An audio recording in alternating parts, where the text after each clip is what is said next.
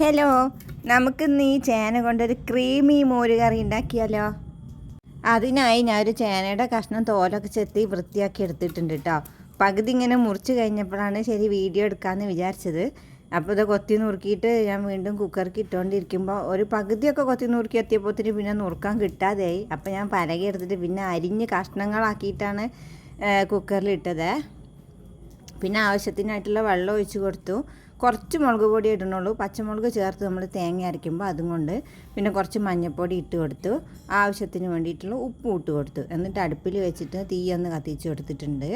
അപ്പോൾ അതിൻ്റെ ഇടയ്ക്ക് നമുക്ക് അതിൽ ആവി വരുമ്പോൾ നമുക്ക് ഈ മോരൊന്ന് ഇതിപ്പോൾ കട്ടി തൈരല്ലേ, അതൊന്ന് മോരാക്കി എടുക്കാം. അപ്പോൾ മിക്സിയുടെ ജാറിക്ക് ഒരു 3/4 പാക്കറ്റ് തൈര് ഒഴിച്ച് കൊടുത്തിട്ട് ഒന്ന് അടിച്ചെടുത്തിട്ട് വരാം കേട്ടോ.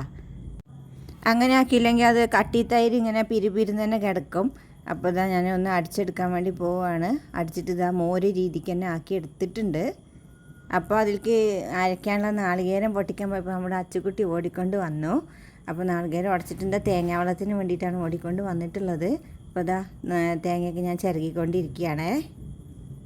കുറച്ച് നല്ലോണം തേങ്ങ ഒഴിച്ചാലേ അത് നന്നായിട്ടുണ്ടാവുള്ളൂ. അപ്പോൾ ഒരു മുറി തേങ്ങ മുഴുവനും ഞാൻ ചിരകിയെടുത്തു. അപ്പോൾ അതിലേക്ക് അരയ്ക്കാൻ ചേർക്കാനുള്ളത് നമുക്ക് 2 പച്ചമുളകും കുറച്ച് കറിവേപ്പിലയാണ്. ഇത് എപ്പോഴും മോര് കറിക്ക് ഇങ്ങനെ അരയ്ക്കുമ്പോൾ സൂപ്പറായിരിക്കും.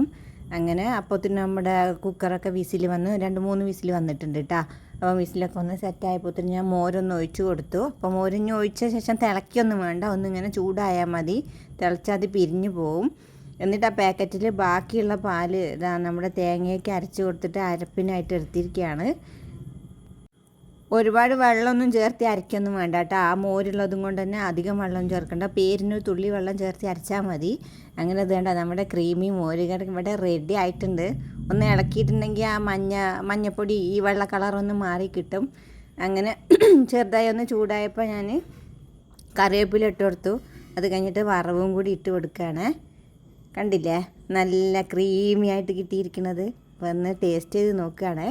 സൂപ്പറായി, സംഭവം സൂപ്പറായിട്ടുണ്ട്. അധികം കറിയില്ലാതെ വെച്ച എല്ലാ കറിയും സൂപ്പറായിരിക്കും. അപ്പം എന്നാൽ അടുത്ത വീഡിയോ കാണാം. ടാറ്റാ.